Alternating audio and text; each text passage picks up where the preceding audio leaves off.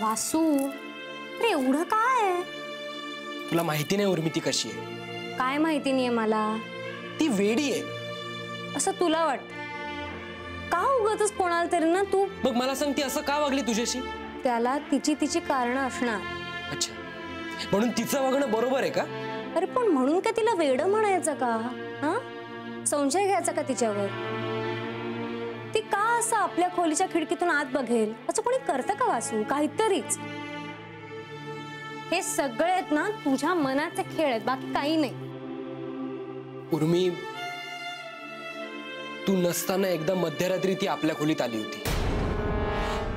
काय?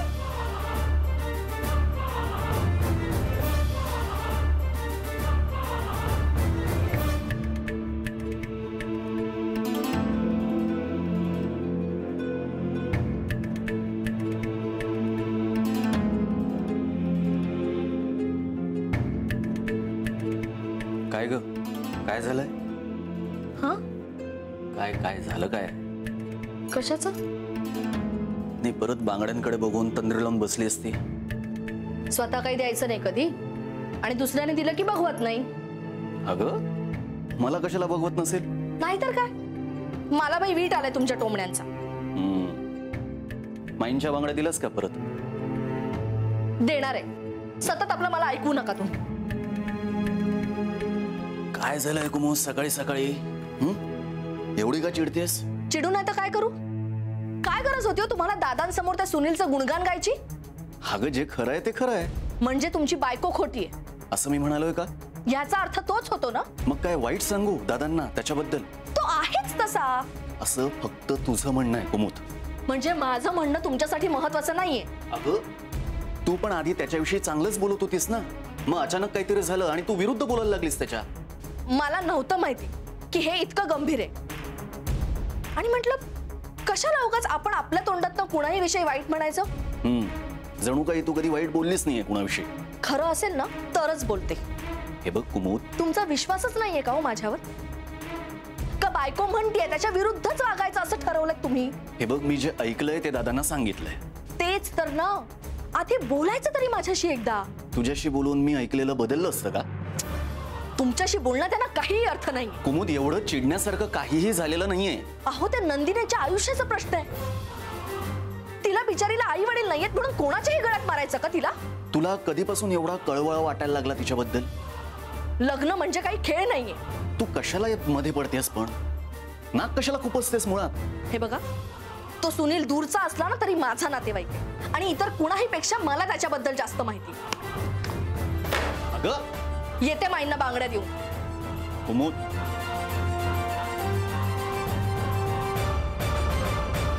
अरे उर्मी, आला. घे. थँक्यू. थँक्यू. अरे बस, तुझंच घर आहे, उभा काय? बरं उर्मी, आम्ही एकमेकांना खूप चांगलं ओळखतो. हो, पण मला माहिती नव्हतं सुनील म्हणजे हाच सुनील आहे असं. म्हणजे? अरे म्हणजे भाऊ बोलला ना तुला कशाबद्दल ते, मग अरे लाजतोय बघ. नाही, पण खरं सांगू का पुनर्वसू, म्हणजे आईचं खूप चाललंय लग्नाचं, पण मला अजून जरा काम करायचंय. म्हणजे खरं तर लग्न करावं की नाही करावं मी अजून संभ्रमात आहे. अरे करावं की लग्न, त्याला काय? आणि लग्न करणं छान असतं. नाही, तसं नाही उर्मिताई, मला जरा वेगळं काम करायचंय. म्हणजे माझे वडील लवकर गेले, त्यामुळे शिक्षणाची अबाळ झाली. सख्खा मामा भक्कमपणे पाठीशी उभा राहिला म्हणून शिक्षण तरी पूर्ण करता आलं, नाहीतर लहान वयातच कुठेतरी रोजगार शोधावा लागला असता. म्हणून मला असं वाटतं ना की गरीब घरातल्या किंवा अनाथ मुलांच्या शिक्षणासाठी काहीतरी काम केलं पाहिजे. वा, मी पुण्यातल्या एका NGO बरोबर पण आहे, पण नंतर मी विचार केला की सुरुवात आपल्या गावापासूनच करूया. आपल्या गावात सुद्धा गरिबीमुळे न शिकता येणारी अशी कितीतरी मुलं आहेत. खरंय, पण खेड्यापाड्यात कोणी येत नाही रे शिकवायला.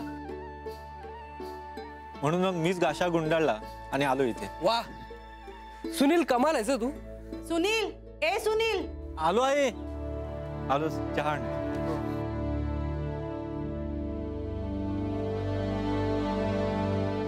उर्मी, हा मुलगा? चांगला आहे ना? हो, पण नंदिनीसाठी नाही. म्हणजे म्हणजे काय काय? एवढ्या चांगल्या मुलाच्या गळ्यात नंदिनीसारखी धूण पडली ना, तर वाटोळ होईल बिचाराच्या आयुष्याचं. काहीतरीचा वासू. हो, मी त्याला खूप आधीपासून ओळखतो. खूप चांगला मुलगा आहे तो, फार सज्जन आहे. घ्या. हो हे घे. सुनील एवढा वाया गेलेला दुसरा कुठलाही मुलगा मी माझ्या आयुष्यात बघितला नाहीये.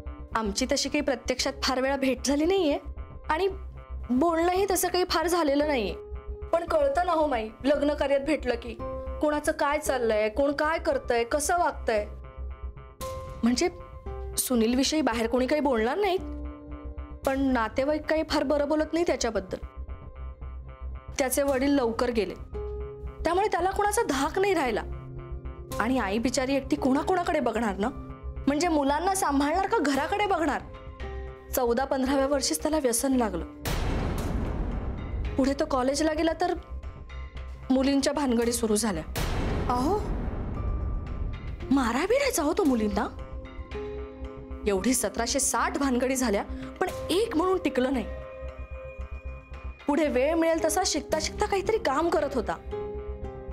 तिकडे पण म्हणे त्याने पैशाला फसवलं काही लोकांना, म्हणून त्याला काढून टाकलं कामावरनं. तसा पळून तो गावाला निघून आला.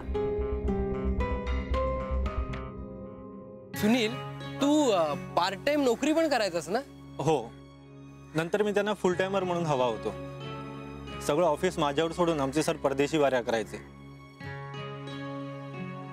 पण मुळातच मला शिक्षण क्षेत्रात करिअर करायचं होतं आणि गावात पण यायचं होतं, म्हणून सोडली नोकरी. आमच्या डोक्यात जे कार्य आहे ना, त्याला आमचे सरच फंडिंग करणार आहेत. खूप विश्वास आहे त्यांचा माझ्यावर. आपल्या घरी पण येऊन गेले 1-2दा. हो का? म्हणायचे मला जर मुलगी असती ना, तुला जावईच करून घेतला असता. अरे, फार छान माणूस आहे. म्हणजे पुण्यात शाळेत नोकरी लागली ना, तरी मी जातो त्यांच्या ऑफिसला प्रेमापोटी. मला मुलगा मानतात ते. एक दिवस तर आईला म्हणाले दत्तक विधी करून टाकू. अरे बापरे. आता बाहेरच्या लोकांना हे काहीही माहित नसतं. ते आपलं वरवरचं बघतात आणि बोलतात. पण मला हे सगळं आतलं माहित होतं. मी ह्यांना म्हणाले होते, पण ते मला म्हणाले की तू उगाच यात नाक खुपसू नकोस म्हणून. मग मीही विचार केला की जाऊ दे ना, आपल्याला काय करायचंय. पण उद्या काही बरं वाईट झालं तर लोक आपल्यालाच दोष देतील की नाही दादा? लोक म्हणणार पोटची नव्हती म्हणून नीट चौकशीही केली नाही. नाही म्हणजे मला त्यातलं काही फारसं कळत नाही. म्हणजे तुम्ही जे ठरवाल ते. मला वाटलं आपल्याला जे माहिती आहे ते सांगून टाकावं. पुढे बघतील माई दादा काय करायचंय ते. आणि तुम्ही जे कराल ते सगळं विचार करूनच कराल, नाही का दादा? बघा, आता हे काहीतरी नवीनच. माई, मी हे सांगायला नको होतं का? काही चुकलं का माझं? नाही, तुमचं काही चुकलेलं नाहीये. उलट तुम्ही योग्य वेळी धोक्याचा इशारा दिला ते चांगलंच केलं.